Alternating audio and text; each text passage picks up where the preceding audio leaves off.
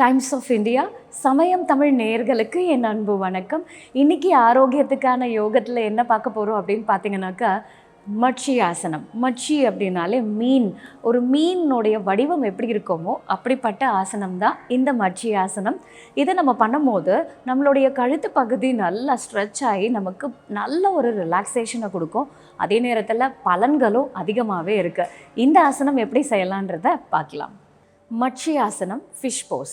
So நம்ம தளர்ந்த நிலையில் மல்லாக்கா படுத்திருக்கோம். ஸோ இந்த சுபைன் போஸ்டரில் இது எப்படி பண்ணலான்றதை பார்ப்போம். ஃபஸ்ட்டு கால்கள் ரெண்டுத்தையும் சேர்த்து வைக்கிறோம். கைகள் உடல் பக்கத்தில் வைக்கிறோம்.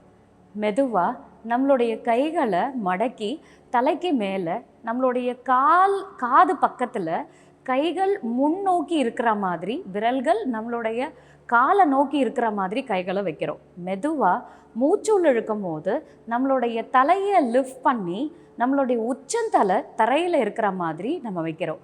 இந்த ஆசனம் நம்ம பண்ணும்போது பார்த்திங்கன்னா நம்மளுடைய கழுத்து, நம்மளுடைய நெஞ்சு, நம்மளுடைய ஸ்பைன் நல்ல ஒரு வளைவை கொடுக்கும்.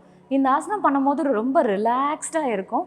நம்மளுடைய கைகள் உடல் பக்கத்தில் ரொம்ப சப்போர்ட்டடாக நம்ம வச்சுருக்கோம். மெதுவாக கைகளை நம்மளுடைய தலைக்கு பக்கத்தில் வச்சு நம்மளுடைய விரல்கள் நம்மளுடைய உடல் பார்த்த மாதிரி இருக்கட்டும். மெதுவாக தலைக்கு சப்போர்ட் பண்ணி நம்ம ரிலீஸ் பண்ணணும். ரிலாக்ஸ். கால்களை தளர்த்தி ரிலாக்ஸ். மட்சியாசனம். ஸோ இந்த ஃபிஷ் போஸ் பார்த்திங்கன்னா நம்ம செய்யும் போதே பார்த்துருப்போம்.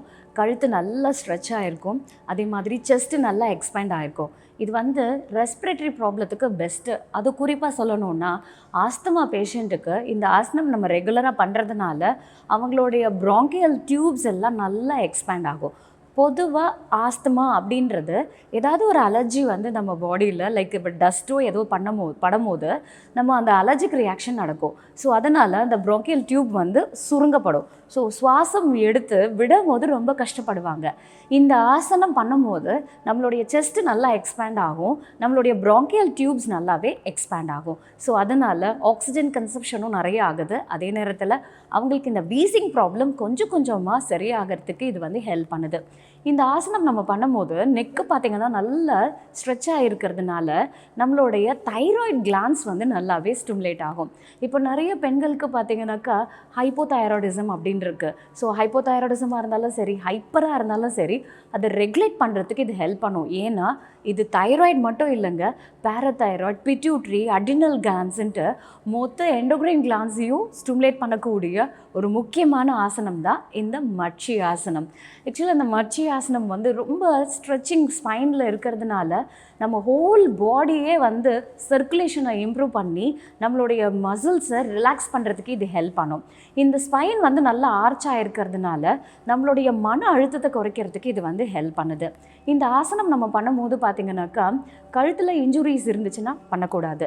குறிப்பாக பிளட் ப்ரெஷர் கம்மியாக இருந்தாலும் சரி, ஜாஸ்தியாக இருந்தாலும் சரி, இந்த ஆசனம் பண்ணக்கூடாது.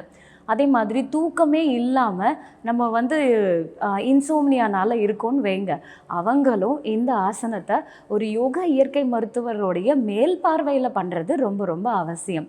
இந்த ஆசனம் கொஞ்சம் ப்ரிகாஷனோடு நம்ம பண்ணுறது நல்லது. ஏன்னா அது கழுத்தை ஸ்ட்ரெச் பண்ணி நம்ம பண்ணும்போது ரொம்ப பொறுமையாக ஒரு மருத்துவருடைய கவனத்தோடு நம்ம இதை பண்ணுறது ரொம்பவே அவசியம். இந்த ஆசனம் நம்ம பண்ணும்போது இன்னொன்று நல்ல ஸ்ட்ரெச்சிங் இருக்கும். எங்கேனாக்கா வயிறு பகுதியிலையும். ஸோ அதனால் பெல்விஸ் நல்லா ஸ்ட்ரெச் ஆகிறதுனால இந்த பீரியட்ஸ் டைமில் வரக்கூடிய பெயினை வராமல் தடுக்கிறதுக்கும் அவங்களுடைய பேக் பெயினை ரிலீவ் பண்ணுறதுக்கும் இது ஹெல்ப் பண்ணுது. ஸோ இன்னும் இந்த மாதிரி நிறைய ஆசனங்களோட உங்களை அடுத்த வீடியோவில் சந்திக்கிறேன். நன்றி, வணக்கம்.